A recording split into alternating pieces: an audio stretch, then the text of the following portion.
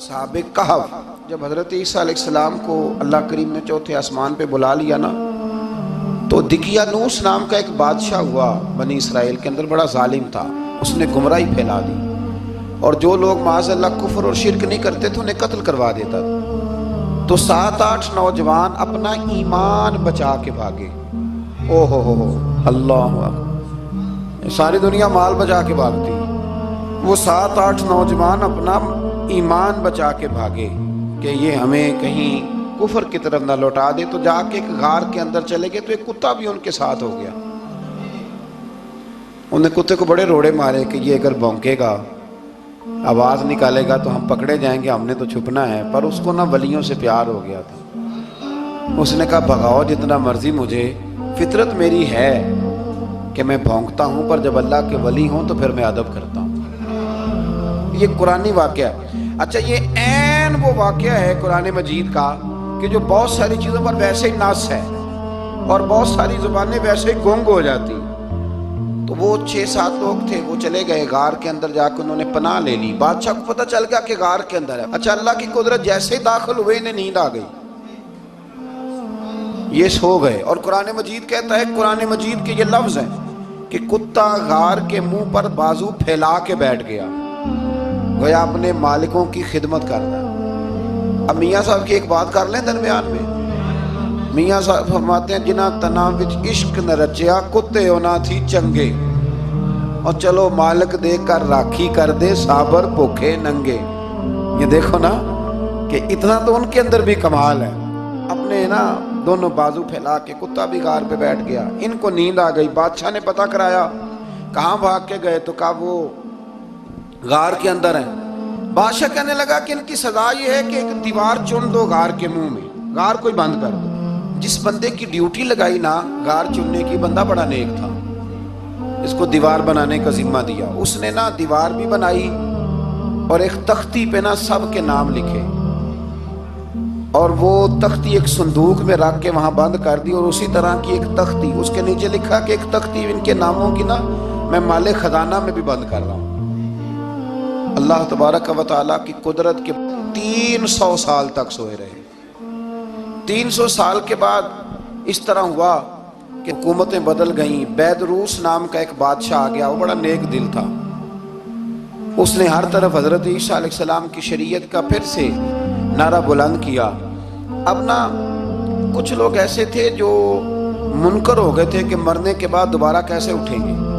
بادشاہ ایک دن حجرے میں گیا، جا کے دعا مانگی، یا اللہ کوئی ایسی بات دکھا جس سے لوگوں کا ایمان پکا ہو جائے۔ اس طرح کے بھی بادشاہ ہوا کرتے تھے۔ تو رب کریم نے کہا میں نے تو پہلے ایک راز چھپا کے رکھا ہوا ہے، کھول دیتے ہیں۔ اس نے دعا مانگی، اور ادھر کیا معاملہ ہوا، ایک چرواہا بکریاں چرانے والا وہاں سے گزرا۔ اس نے سوچا یہ دیوار ہے، اگر اس کا منہ کھول لوں نا کبھی تو میری بکریاں یہاں تھوڑا سا دھوپ کے اندر سستا لیا کریں گی۔ اس چرواہے نے کیا کیا کہ اس نے وہ دیوار گرائی تاکہ میری بکریاں اندر جایا کریں۔ وہ دیوار گرائی تو اس نے اندر 6-7 لوگ سوئے ہوئے دیکھے، اور کتا بھی سویا ہوا دیکھا۔ اللہ تبارک و تعالیٰ اپنی قدرت سے، اپنے فضل سے ان کی کروٹیں بھی بدلتا رہا۔ اپنی قدرت سے ایک طرف انسان پڑا رہے نا تو اعضاء گل جاتے ہیں، ان کی کروٹیں بھی بدلی جاتی، مناسب روشنی بھی دی جاتی، حرارت بھی۔ اس نے دیوار گرائی تو ان کی آنکھ کھل گئی، ایک دوسرے سے کہنے لگے آج تو بڑی گہری نیند سوئے ہیں یار، آج تو لمبی نیند پوری کر لی، چلو بھوک بڑی لگی ہے ایک دوست کو بھیجو۔ یہ سارا واقعہ قرآن مجید میں موجود ہے، میں اپنے لفظوں میں بیان کر رہا ہوں۔ جاؤ ایک دوست کو بھیجو بازار سے نا کھانا لے آئے، پیسے وہی 300 سال پرانی کرنسی۔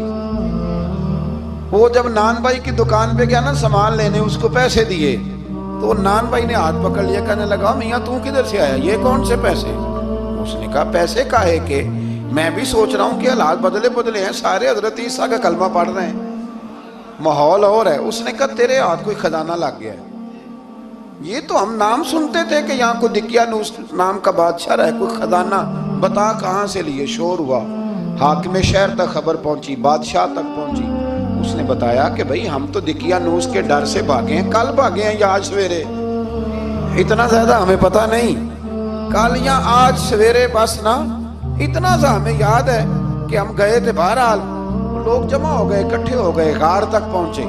اب جو غار کے اندر تھے وہ پتا کہتے ہیں لگتا ہے ہمارا دوست پکڑا گیا پکڑا گیا ہے. تو اب بندے جمع ہو, وہ اندر ڈر رہے تھے, تسبیح کر رہے تھے, اللہ کو یاد کر رہے تھے. ادھر یہ پہنچ گیا جب ان لوگوں نے یہ جیتا جاگتا رب کے فضل کا نمونہ دیکھا, اور بادشاہ نے کہا کہ یہ کیا ہے. صندوق کھولا تو اس کے اندر وہ تختی لکھی تھی کہ یہ ان کے نام ہے, یہ دقیانوس سے ڈر کے بھاگے ہوئے ہیں, یہاں یہ سو رہے ہیں, اور اسی کی ایک تختی میں نے فلاں جگہ بھی دفن کیا, وہ تختی بھی وہاں سے نکل آئی.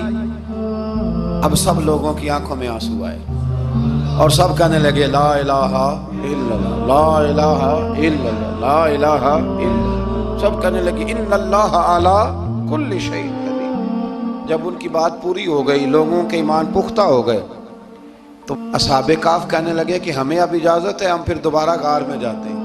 وہ غار میں گئے تو رب نے پھر انہیں موت عطا فرمائی, نیند عطا فرمائی, تحفہ دیا. بادشاہ نے پھر اس کے آگے دیوار بنائی اور وہاں بادشاہ نے ایک مسجد تعمیر کرا دی, لوگ زیارت کرنے جاتے. یہ اصحاب کہف کا ذکر ہے. اب یہاں ہمارے مفسرین نے لکھا ہے کہ وہ جو کتا تھا نا وہ بھی ساتھ ہی تھا.